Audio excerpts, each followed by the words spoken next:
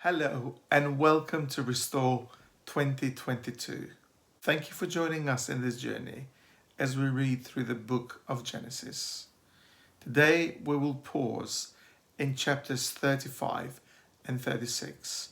Chapter 35 begins with a reminder from God to Jacob to recall the vow and the commitment he's made in chapter 28.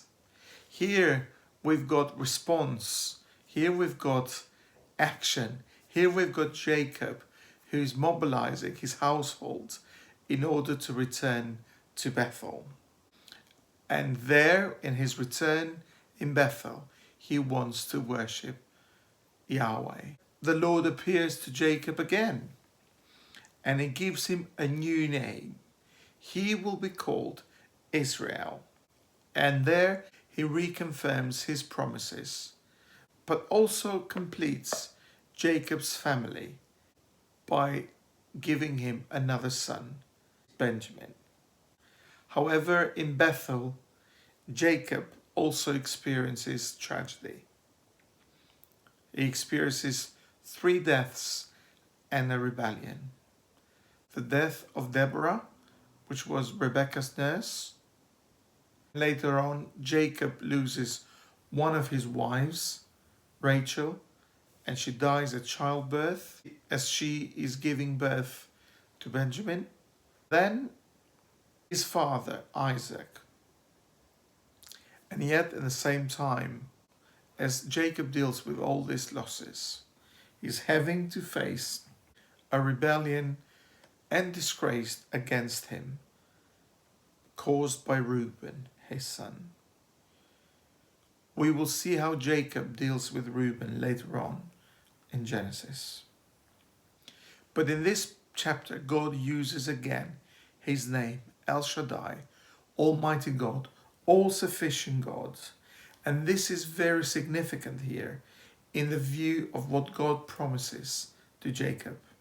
This name is significant because it would take an all-powerful God to fulfill all these promises. And Jacob marks this occasion by setting up a second pillar so that his descendants will benefit by being reminded of God's faithfulness. Jacob not only set the stone apart as a special stone by pouring oil on it, as is done 30 years earlier, but also in this time he makes an offering to God, and there he calls the name Bethel again.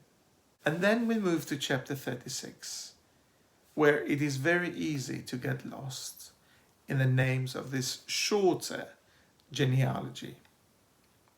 But if you have spotted, there are 2 people with the same name, Aner.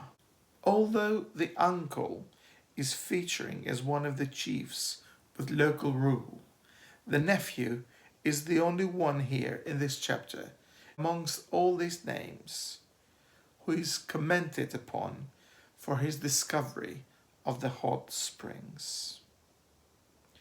But genealogies give us spiritual insight as well.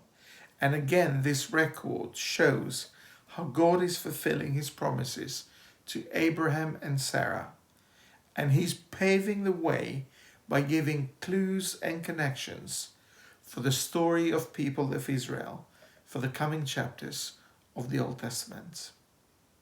Join us tomorrow with chapters 37 and 38. God bless you.